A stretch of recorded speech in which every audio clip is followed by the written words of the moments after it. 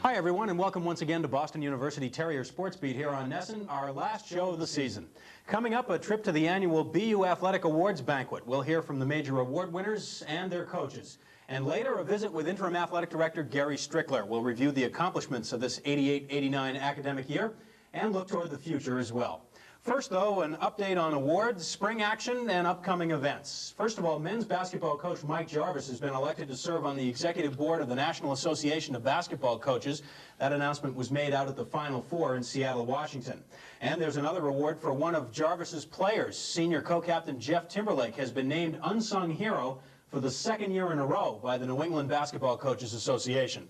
The football team is on the field again, believe it or not. Spring practice will end with the annual red and white intra-squad game at 1:30 on Saturday afternoon, April 22nd. For the second year under head coach Chris Palmer, two members of the Boston media will do the coaching. It'll be a father and son grudge match. Will McDonough of the Boston Globe and CBS Television will coach one team. Son Sean McDonough from WSBK-TV and NESN will handle the other squad. There'll be a barbecue and a chance to meet and mingle with the players right after the game. If you'd like to attend, you can call for more information at 617-353-2759. The women's softball team has won 6 out of 7 since coming north, including their official christening of the new Malvern Field facility. The men's baseball team is struggling now, but playing pretty well under Coach Bill Mahoney. Interestingly, one of the more recent wins was an 11-3 pasting of Merrimack, which featured a 3-run homer by none other than Mike Kelfer. He's also the hockey captain, and he just returned from Moscow, where he competed in a select hockey tournament. When we come back, the annual Athletic Awards banquet. That'll be next on Sports Beat. Don't go away.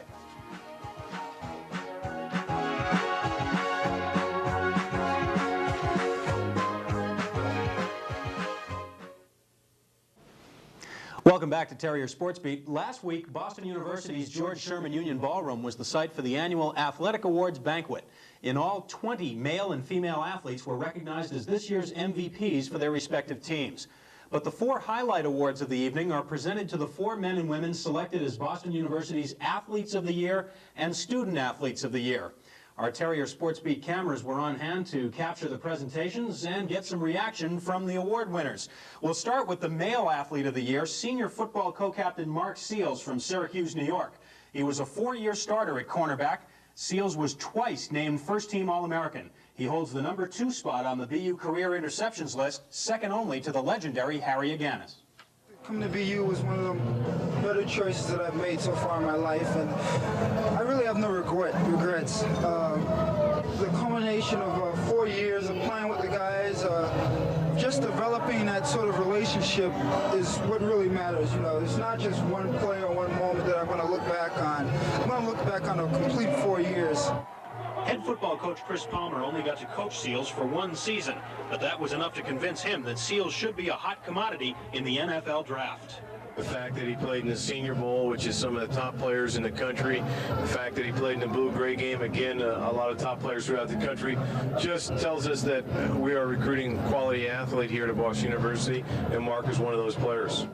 BU's 1989 Female Athlete of the Year is a long way from home. Sprinter and high jumper Miriam Kanine from Barendrecht, Holland, was an All-American at the recent NCAA Indoor Track and Field Championships out in Indianapolis with a time of 53.4 seconds in the 400 meters. Also this past season, Kanine had the 4th best high jump in the country among collegians at 6 feet 1 1/4 inches. The bad news is for BU opponents. Kanine is only a junior. Well, I have 1 more year left, so I'll try to do the best what I can, and then I'll probably try out for the Olympics in '92. She came in with months of skill, months and years of skill work that I have to sometimes start the incoming freshmen with when they're 18 or 19 years old. She has started when she was 7 and 8 years old. So I guess you may repeat as the female athlete of the year here at Boston University? Maybe. I don't know. Maybe the scholar athlete. That's what I'm trying to do. For this year, though, the Female Student Athlete of the Year award was presented to swimmer Greer Gall from Davis, California. The senior captain led this year's team with 18 first-place finishes. She was a 4-time qualifier for the Eastern Swimming Championships and helped the BU 800-meter freestyle relay team smash the school record by 6 seconds. What was her most memorable meet? I have to say last year we had our Easterns at Harvard, and it was a great team effort. Everyone did really well. Everyone was really happy, and as a team, that was the best, I would say. We will miss her, especially because of her versatility, because she swam a great number of events. You know, she swam events in the freestyle all the way from the 50 through the 100, 200, and 500, and won in all those events.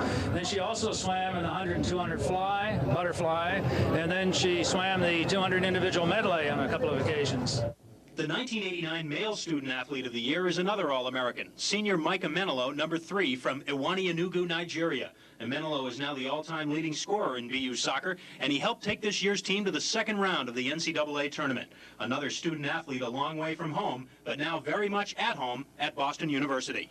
This is something that you usually dream about, and I'm happy that it came true. I wasn't expecting this. Like I said, I felt honored, being admitted into this institution, and I think this is an added honor, and I wouldn't trade it for anything. Both Student Athlete Award winners, by the way, Mike Emenalo and Greer Gall, earned their academic achievements in Boston University's College of Liberal Arts.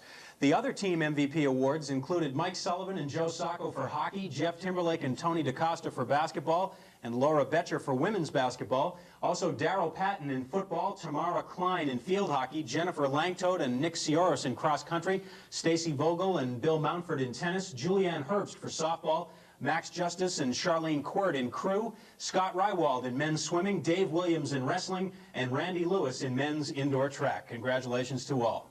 Coming up on Terrier Sports Beat, a conversation with Interim Athletic Director Gary Strickler. We'll be right back. Gary Strickler began this academic year trying to settle into a new position as Assistant Athletic Director at Boston University. Barely 5 months later, he was named Interim Athletic Director. And I dare say he could probably write a bestseller about his experiences over this past year. And Gary joins us now on Sports Beat. Gary, thanks for being with us. We appreciate it. Thank you very much, Doug. It has been a very eventful year, not only for the University Athletic Department, but for you personally. Has it all settled in yet? Have you had a chance to kind of process all of this? It probably hasn't settled in, and I haven't had time to write the bestseller, even if I were to try to do so. But it's been a very eventful year and a very pleasant year. I've enjoyed it a great deal. What have been some of the things that you think maybe personally you'll take most from this year? First of all, coming to the athletic department from the School of Management and now moving into this new position. I think it's the good sense that the coaches all bring to the program, not just in terms of supporting their own sports programs, but supporting each other's and supporting the students as athletes and students combined. They put a great deal of stress on the academics of the students, and I've been really pleased to see that. I want to take a little while, if we can here, to kind of review, for kind of a season in review purpose, talk a little bit about some of the things that happened athletically during the past year. Let's start with the fall. Football, soccer, field hockey.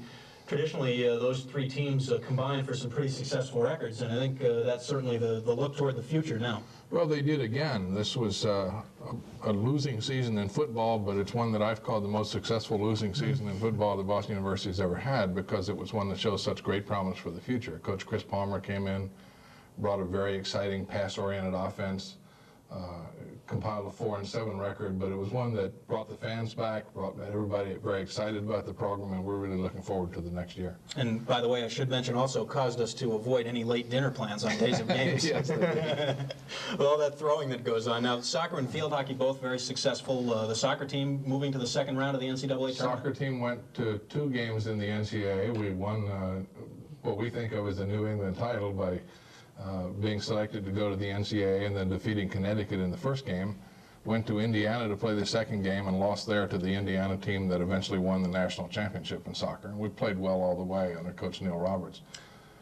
Moving into the winter sports, first of all in basketball, the men's and women's teams both came into the season defending conference championships, and the chances perhaps for both to repeat maybe a little bit small simply because of the law of averages, but if not for one last-second basket down in Hartford, that's exactly what would have happened. They almost did. One could say that we got within 1 point of racking up 2 wins in basketball very successfully. It was perhaps lack of fan support in the Hartford Civic Center, where the game was played with no fans.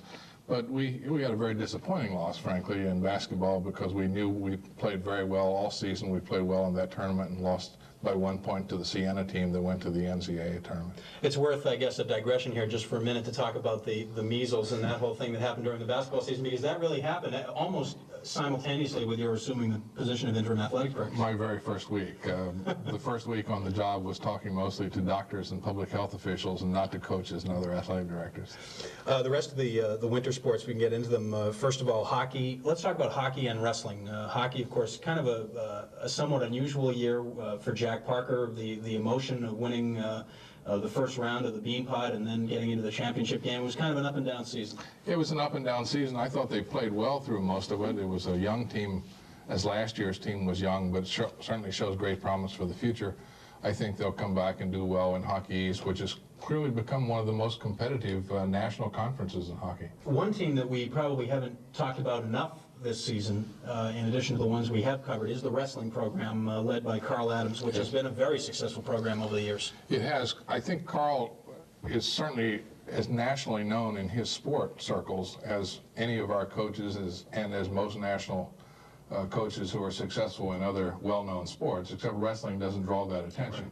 He had an 11-6 record. He sent 4 wrestlers to the NCAA tournament, a very successful coach, and draws a lot of students to Boston University to work under him. We've mentioned before during the course of the year, Gary, that there are many sports, people think of the majors, if you will, the hockey, the basketball, the football, and so on. There are an awful lot of other programs that don't get the proper amount of recognition, wrestling being one of them. There are many others, track and field, tennis, yes. Swimming, baseball, and so on. And field hockey certainly has not gotten the attention it deserves, because Sally Starr has been very successful in coaching that, and in recent years has taken them to the Final Four and could again soon. Is this a question of keeping all kinds of balls in the air at the same time, juggling all the different programs, particularly when so many of them seem to be really moving into successful periods? I think it is. I think the job administratively and even for coaches is primarily that of building on success you already have and taking advantage of national recognition that's already been achieved, and then finding what are the handles for the other sports to give them the attention they deserve. Within the context of reviewing the season, we mentioned some of the women's programs. The last Sports Beat show we did 2 weeks ago was devoted entirely to the women's program. A relatively young program when given the whole history of the university, but a very integral part of the athletic department now. It's certainly growing to be more and more so, and I'm very pleased with that growth. And Averill Haynes, the assistant athletic director who's in charge of women's programs, has been a great contributor to that. I think that we'll continue to get attention for them because they've been successful. They'll be even more so in the future, and the university is giving a great deal of support to them. What about the academic end of things? We hear all the talk about student athletes, so forth and so on. There are incredible demands made on the time of these young people. What about that end of the whole? Well, that's been an amazing thing for me to watch, because the time discipline that the students have to impose upon themselves, more than we can impose it on them, is very great. And they've done it very well. I've been very pleased with the success of the students academically, and I've been pleased also, as I've said, with the way the coaches have encouraged that. I guess it's never possible to do too much in that area. No, I think it's not. It's not possible to overstress that. It's still a decision that a student has to make as to how he or she is going to regulate their time, but we want to give them all the encouragement and support we can. I'd like to talk a little bit about the facilities at Boston University, the continued growth and so on. Certainly in the last 10 to 12 years, there's been an incredible growth. I mentioned the Malvern Field facility for softball earlier. What could be coming in the future? Of course, there's a limited space available right in the middle of the city, but what can we look for? Well, I think we're limited in terms of growth of programs by our own current physical limitations, but over the long term, the development of sports facilities that might be related to the development of the Commonwealth Armory for Boston University offers a great deal of promise. What are the prospects for that right now? In what stage is that whole project? I know that it's in the planning stage at the university level. I haven't got information that I could share in terms of details of timing and details also of the development of what kinds of things will be in it, but it's very exciting to think about having the possibility of expanding in so many different ways. Coming up after this break, Gary, I want to talk a little bit about where BU fits into the bigger picture, some of the other conferences that BU is a member of, and the picture within the NCAA itself. So we'll do that in just a moment. We'll take a break, and when we come back, we will continue our discussion with Gary Strickler. Don't go away.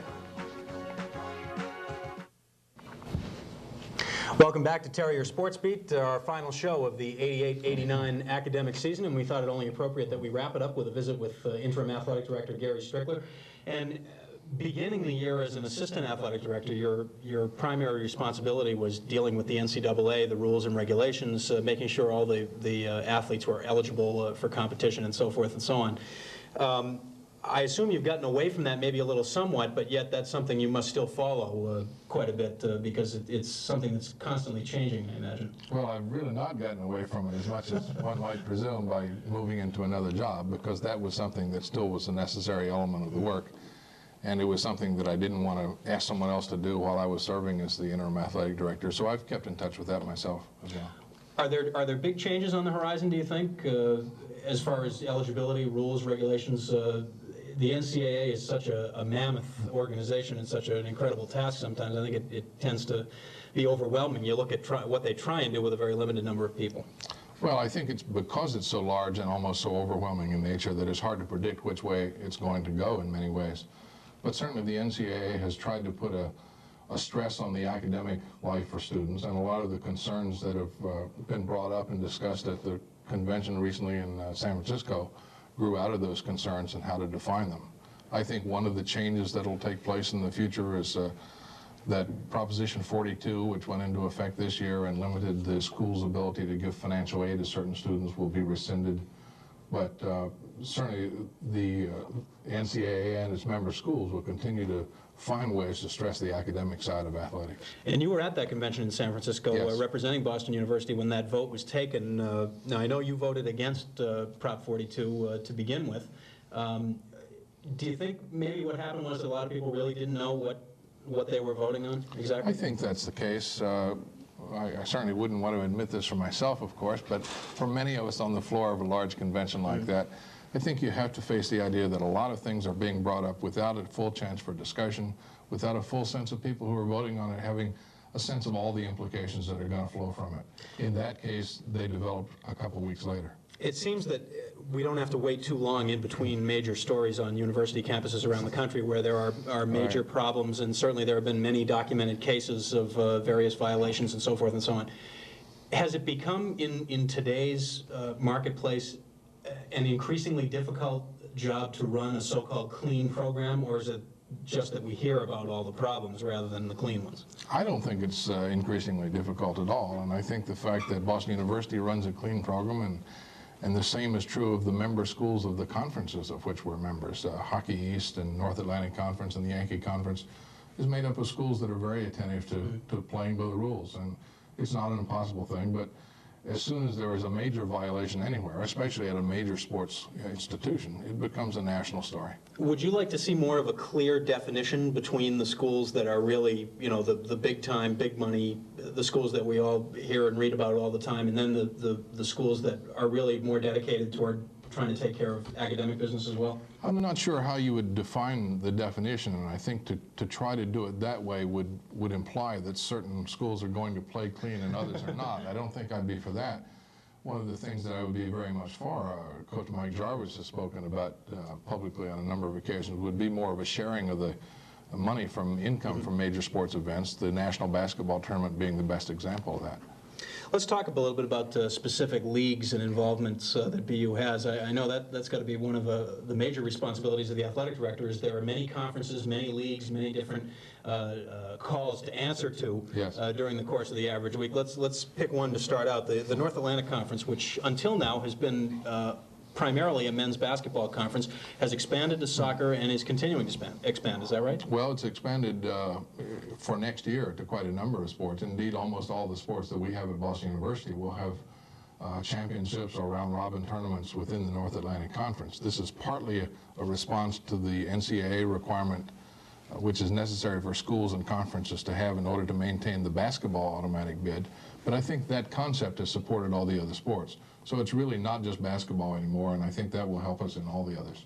And it doesn't appear that there'll be a problem replacing the 3 schools that are leaving the conference, and eventually 4, really, with Colgate. Right, but we have other schools who are now considering membership, and we have other schools besides 2 that are considering application now. Others might apply for in the future. I think it's a very strong conference. It's certainly, I think, going to maintain its automatic bid for basketball tournament play without question, and my hope is that we'll get automatic bids in women's basketball, soccer, field hockey. I met with the conference commissioner, Stu Haskell, today, discussing those things. Stu feels very confident the same way. Well, he is the commissioner not only of the North Atlantic Conference, but also the next topic, which is Hockey East. Yes. We alluded to it a little bit earlier. It's 5 years old now. It's gone through 5 seasons with 5 different league champions. It has gone through a certain amount of growing pains, but it has been very successful on many levels, and now the first addition to the league will be made next season. Yes, Merrimack will be coming into the league. We're very happy to expand the league in that sense, have Merrimack come in with a very good hockey program that's proved very sound in recent years.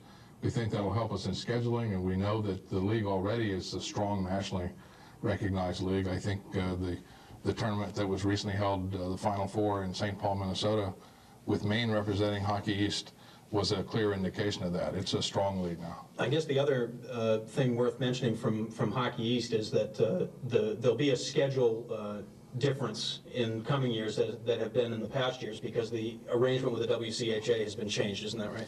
Yes, it has, partly because of their expansion and partly because of ours, but we'll still have some visits to the schools in the Midwest and the Central Collegiate Hockey Association, because we've had good rivalries start up as a result of the interlocking schedule. And on the other hand, this in turn will open up some of the more traditional rivalries here in the East that had become somewhat lost when Hockey East began. Yes, we look forward to having more games scheduled with the traditional rivals in the Ivy League and some of the ECAC schools that we used to play and didn't have room to play in our schedule the last few years.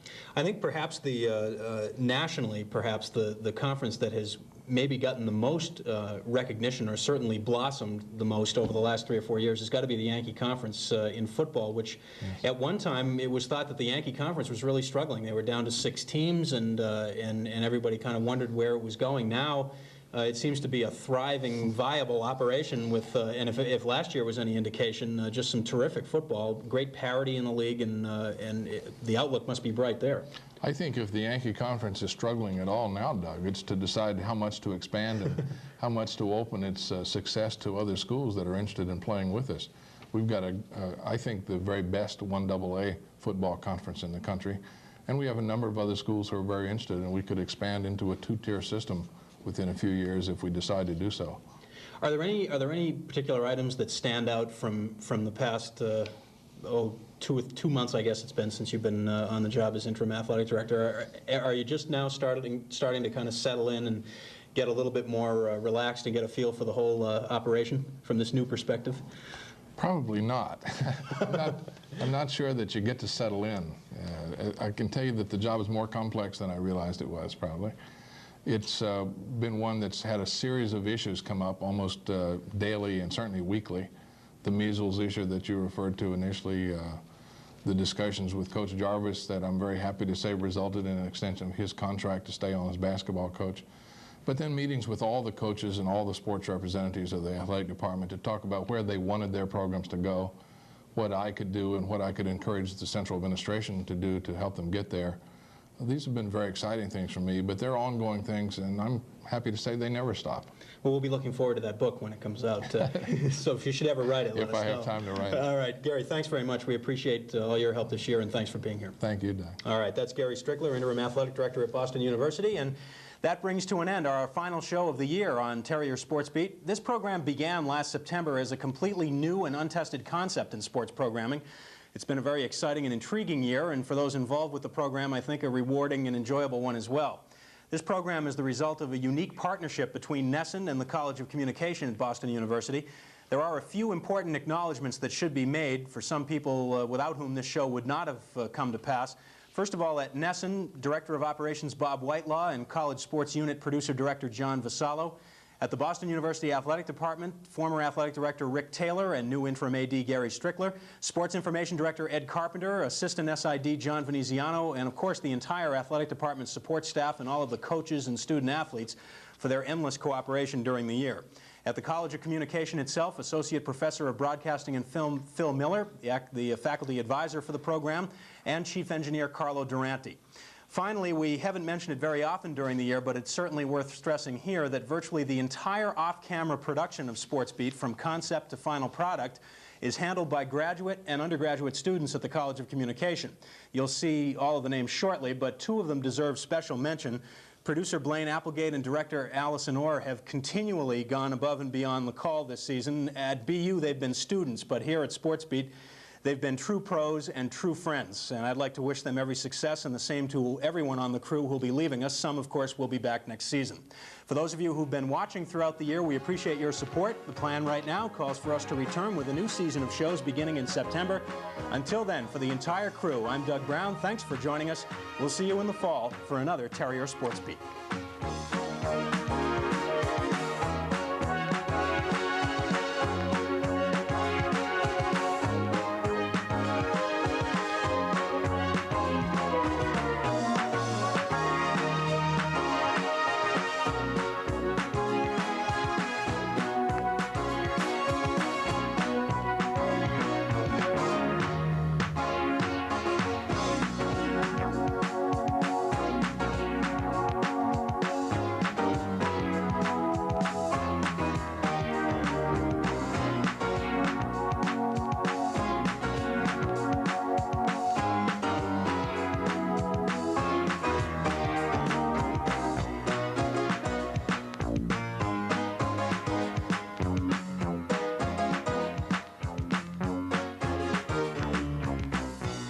Terrier Sports Beat is produced at Boston University's College of Communication.